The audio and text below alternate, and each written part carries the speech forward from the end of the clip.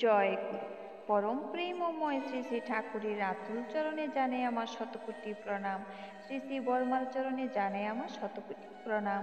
শ্রী শ্রী বদ্দার চরণে জানে আমার শতকোটি প্রণাম। আপনাদের প্রতি প্রত্যেককে জানাই আমার আনন্দিত জয় গুরু।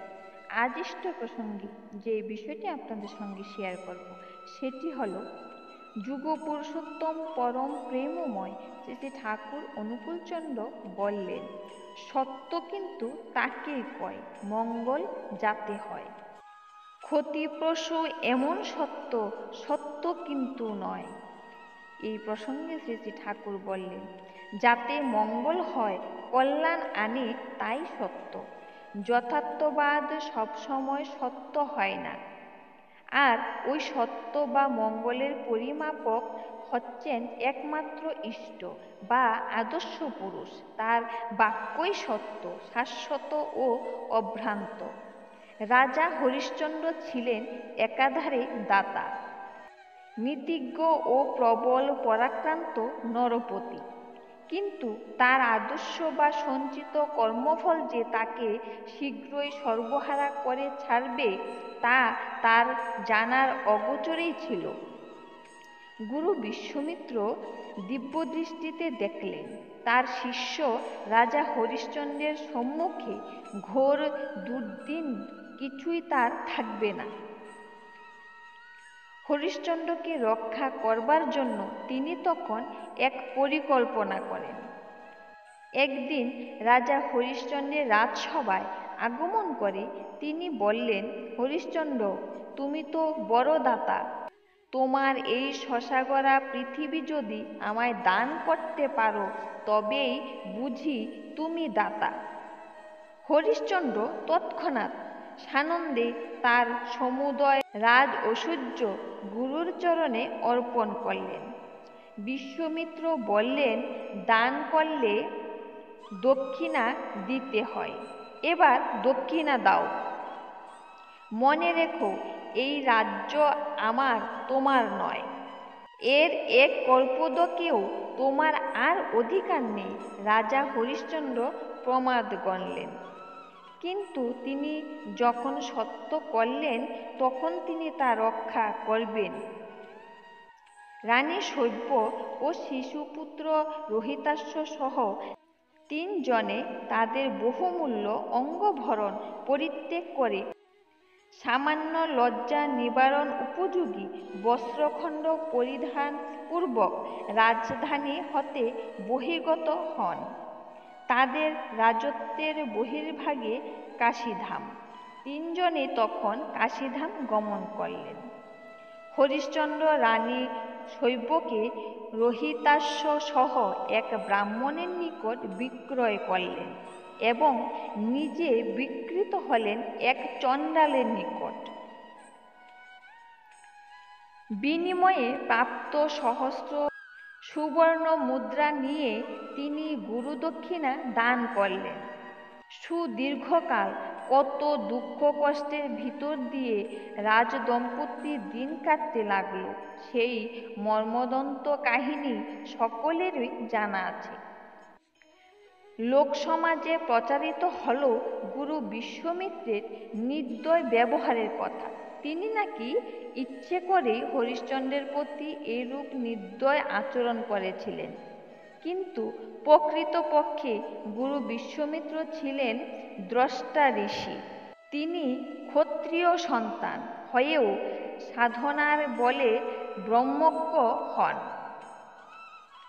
রাজা হরিশ্চন্দ্রের প্রাক্তন কর্মফল তার কিছুই থাকবে না, তা জেনেই তিনি তাকে নিঃস্ব, রিক্ত, শূন্য করে দিলেন তাকে পূর্ণ করবেন বলে। এদিকে প্রাক্তন কর্মফল খণ্ডন হবার সময় এগিয়ে এলো। হরিশ্চন্দ্রের জীবনে এলো চরম বিপর্যয়।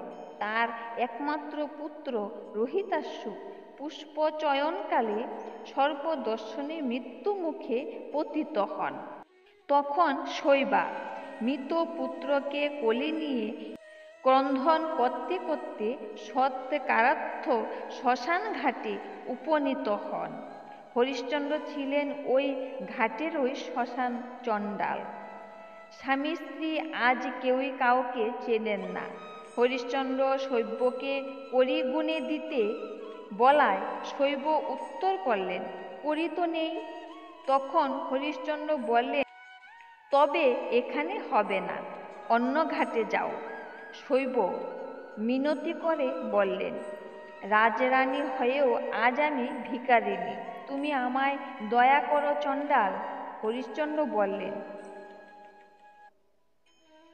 ছিলাম রাজা, হয়েছি চণ্ডাল, দয়া মায়া আর নেই, অন্য ঘাটে যাও। শৈবা তখন হা রহিতাস্যু বলে ক্রন্ধন করে উঠলেন। তখন উভয়ের পরিচয় পেয়ে শোকে অধীর হয়ে পড়লেন। আর ঠিক এমন সময় গুরু বিশ্বামিত্র বহু শিষ্য সমভিব্যবহারে সেই স্থানে এসে উপনীত হন। তিনি মন্ত্রসুধি দ্বারা রহিতাশ্বকে পুনর্জীবিত করলেন আর তিনজনকে দাসত্ব হতে মুক্ত করে নিয়ে এলেন রাজধানীতে। রাজা হরিশ্চন্দ্রকে সিংহাসনে প্রতিষ্ঠিত করলেন। আবার আনন্দের বন্যা প্রবাহিত হল রাজপুরীতে। সিদ্ধগুরু বিশ্বামিত্রকে গ্রহণ করা ছিল বলেই রাজা হরিশ্চন্দ্র রাজত্ব ফিরে পেলেন আর ফিরে পেলেন পুত্র রহিতাস্যের জীবন। গুরুর দয়া প্রাক্তন কর্মফল অমনি করেই খণ্ডন হয়ে গেল। গুরুর দয়া জীবনে ধন্য ও সার্থক হয়েছে, আর তার একটি উজ্জ্বল দৃষ্টান্ত হলেন স্বামী বিবেকানন্দ। তিনি যখন শ্রী শ্রী রামকৃষ্ণদেবের নিকট আগমন করে তখন তার সম্মুখে ভীষণ অর্থ সংকট। পিতার মৃত্যুতে সংসারের দায়িত্ব তার কন্ধে এসে পড়েছে। নরেন্দ্রনাথ চিন্তা করলেন, অর্থের সংস্থান হলেই তো গোল চুকে যায়।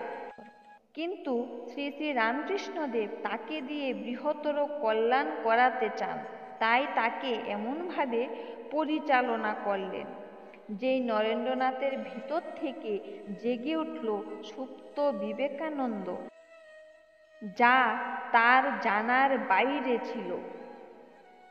সর্বজ্ঞ গুরু গ্রহণ করলে মানুষের জীবন এমনতর সার্থক ও উজ্জ্বল হয়ে ওঠে। এই ছিল আজকের নিবেদন। আবারও পরমপিতার আতুল চরণে আপনাদের প্রতি প্রত্যেকের মঙ্গল কামনা করে ইষ্ট প্রসঙ্গ যেখানে শেষ করছি। ভুল ত্রুটি হলে ক্ষমা করবেন। জয় গুরু।